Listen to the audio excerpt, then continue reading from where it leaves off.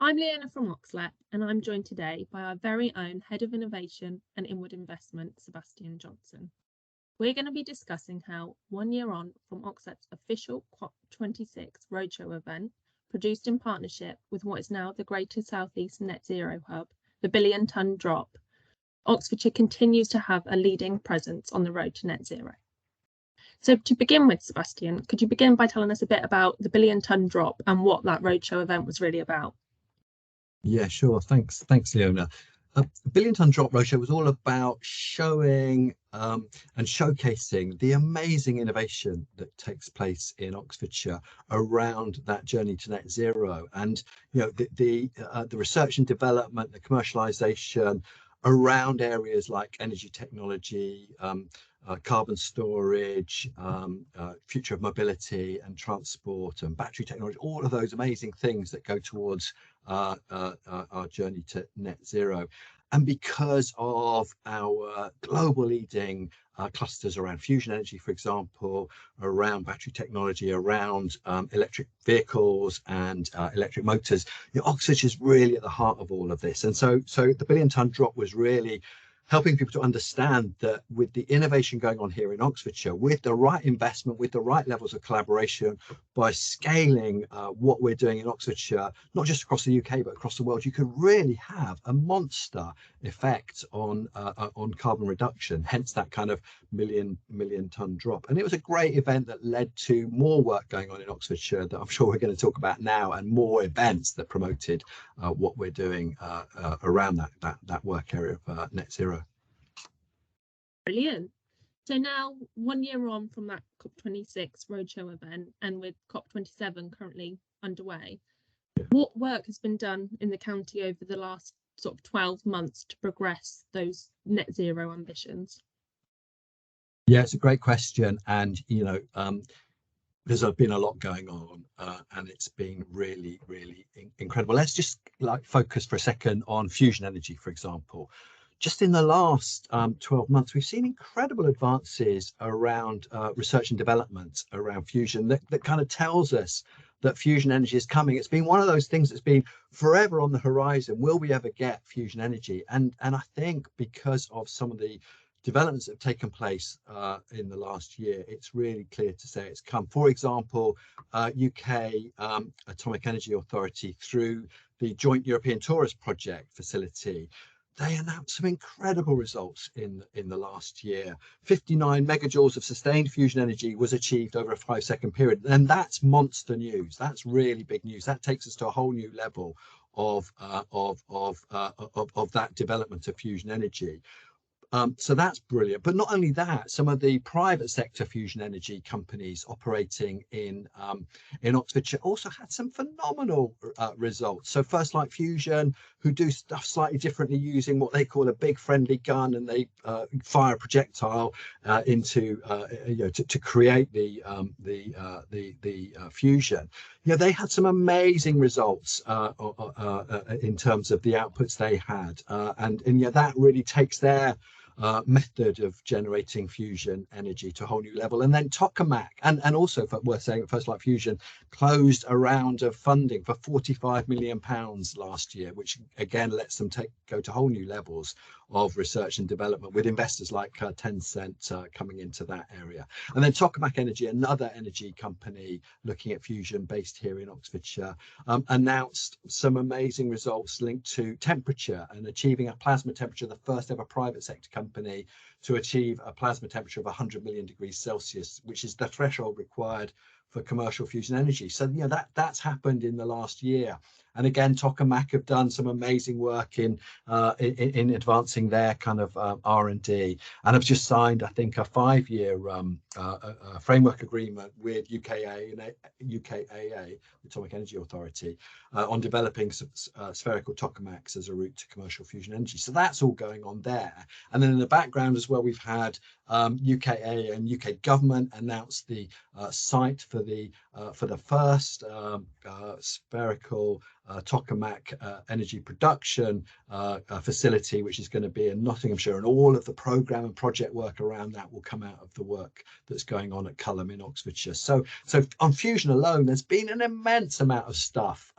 that's really taken us on that journey. And there was a brilliant event kind of promoting all of that just last month in London at the Science Museum, kind of telling the world that, you know, about the importance of Oxfordshire to fusion globally, and that fusion is coming, and all of the collaborations going on, not just in Oxfordshire but globally. So that's really exciting. But that's just one area of it. There's also amazing developments elsewhere as well. Oxlep funded alongside the university and other partners the development of the Energy Systems Accelerator, which is a great project that brings together academics, researchers, private sector, thought leaders around what are the challenges around energy and net zero, and how can we work together to find solutions. And that's great because it brings the public sector, the local authorities, organisations like Low Carbon Oxford, the district network operators, the private sector companies, all of those to come together, to be thinking together, to really come up with some solutions. And alongside that, the university announced the launch of the Zero Carbon Energy Research Oxford Zero Institute. So again, the university is at the forefront of thinking globally about these issues around net zero and how we can find and collaborate. And I think that's so key, Leona, how we collaborate to find solutions. We also delivered, in partnership with our friends at Harwell and Culham and the University of Oxford, the first international event called Oxford Zero, which again kind of built on the COP26 showcase event we did, bringing together thought leaders, researchers, entrepreneurs, academics, and most importantly, investors, to showcase all of the stuff going on in and around Oxfordshire that's kind of taking us on that road to net zero, around, you know, kind of the stuff I've talked about: energy systems, carbon capture, future of mobility, battery technology, just wider innovation, a whole range of things. And that was a really successful event at kind of showcasing those investment collaboration opportunities. And we need to kind of take the next step, which is really getting investors involved in the research, involved in the commercialization here in Oxfordshire, and kind of finally, I think, from a place perspective, we've seen some really interesting developments in Oxford and Oxfordshire, with the first, I think it's the first zero emission zone in the UK being introduced in Oxford City, with the full support of the local authorities to try and think about the kind of impact that a zero emission zone can have on our journey to net zero, and around other areas around cleaner air and things like that. So there's a hell of a lot going on, and that doesn't even talk about the work going on at Harwell Innovation, Science Innovation Campus, around their energy tech, around the growth of companies like Oxford PV and Brill Power, who are doing amazing work in this area, the growth of it, the companies like Sayeta and Yasa, who are doing work around electric vehicles. It's a hell of a lot's gone on, quite frankly. So sort of building on that, I guess, what's next for Oxfordshire's clean energy and sustainability innovators, and how can we continue this sort of rate of progress in these key sectors? Yeah, I think that's a great question, and it hangs on so many different things. I think it's going to be really interesting to see what comes out of the Zero Institute at the university, what comes out of the Energy Systems Accelerator that we've helped to fund. I think it's going to be fascinating to see how, that acceleration of development around fusion power over the next year and the coming years, and that development of things like electric motors. And worth saying that spinning out of the work Yasa have done on their electric motor for the automotive sector, they've also now set up a company looking at Evolito, looking at electric motors for air travel, which is really exciting, and that plays into a whole new area of work. So I think it's kind of, we're going to see, because Oxfordshire's the kind of innovation engine of the UK, and you could argue one of the innovation engines of the world. We're going to continue to see developments, and if we have this conversation in a year's time, I don't doubt for a second that I'm going to be able to reel off another list of milestones met in areas like fusion, in areas like battery technology, in areas like carbon capture, and in the use of hydrogen, the use of ammonia, and the use of new ways of thinking about energy, and as well, I think that partnership approach, which is what we've got to do, bring partners together to be thinking about this in a much wider sense. Brilliant. So I guess the final thing that I'd really ask you is, what would you say to any sort of clean tech, sustainability, clean energy organisations looking to locate in Oxfordshire? Why Oxfordshire? Oh, why Oxfordshire? It's one of the questions I get asked the most from the work I do around promoting the innovation ecosystem we've got here and promoting those investment opportunities. And I think it's several things really, Leona. It's one, the scale of innovation that's here, and it's not just about investment opportunities, it's about those collaboration opportunities as well, I think. But the scale of innovation going on here, the scale and the speed of innovation going on here, and linked to that, the amazing talent and skills base we've got here. We've got one of the most innovation skilled group of people living and working around Oxfordshire. So it's buying into that kind of talent base. It's buying into that opportunity to work alongside not just the best university in the world in Oxford University, but also the best new university in the UK, which is Oxford Brookes University. It's the opportunity to work alongside the incredible research assets that we've got at Harwell Science and Innovation Campus, where we've got the synchrotron, we've got the satellite test facility, we've got the fast-growing energy tech cluster, we've got the being built as we speak, the Centre for Quantum Computing, the UK Centre for Quantum Computing.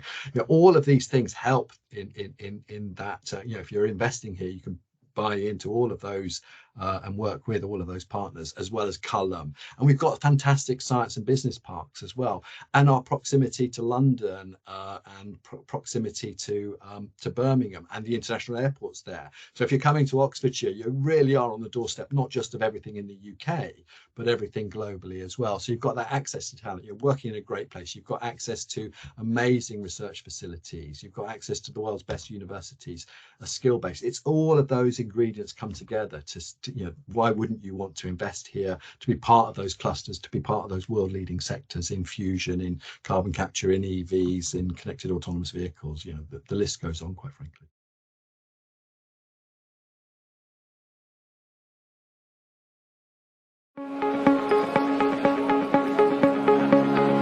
I've taken away so many messages today.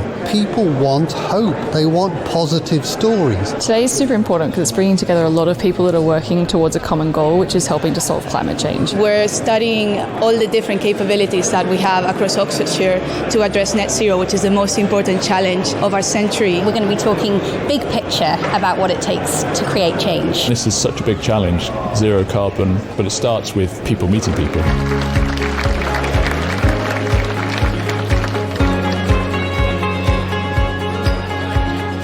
Big change is about collaboration. We've got scientists, we've got innovators, technologists, government leaders, industry leaders. Listening to people with a real sense of urgency to tackle a huge crisis. This is a problem that we can't solve ourselves. We have to solve it together. These are the opportunities for us to learn from each other, to network and meet the potential investors, understand what the CEOs of these companies that are going to be tomorrow's companies actually need to grow. I'm going to be talking about it in the context of plastic pollution and the work I've been doing at sea. I really liked Emily's point, which is today's our shift moment. I think that really struck a chord with me. We don't need everyone to do everything. What we need is for everyone to do a little bit. The section on fusion, that's given me some insight into what fusion is all about and given me optimism. It needs to be bigger, better, faster, more. I think it's really important that we have these kind of events and that we're promoting our research here. We need to make sure that we're harnessing all this potential that we have amongst ourselves. It's been a really incredible day and a really, really great event, and it's great to have been part of it. Lots of food for thought, lots to take away. We're so lucky we've got Harwell and Culham, and we've got this innovation ecosystem. We mix academia and industry and government to drive the progress that Oxfordshire can deliver that the world needs.